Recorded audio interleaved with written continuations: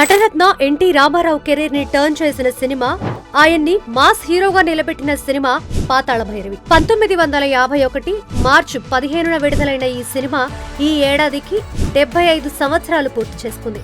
NTR career లో ఓ mile stone లా నిలిచిపోయిన ఈ సినిమా వెనక ఒక ఆసక్తికరమైన కథ ఉంది. పాతాళ భైరవి చిత్రంలో ఎన్టీఆర్ తోటరాముడిగా నటించారు.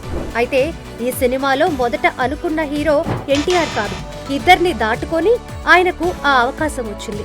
అప్పటికే జానపద హీరోగా మంచి పేరు తెచ్చుకున్న ఏఎన్ఆర్ ను తీసుకోవాలనుకున్నారు కేవీ రెడ్డి.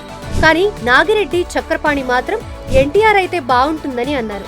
అయితే వారిద్దరిని కాదని కాకినాడకు చెందిన వై రాజారెడ్డిని తోటరాముడు క్యారెక్టర్ కి ఎంపిక చేశారు.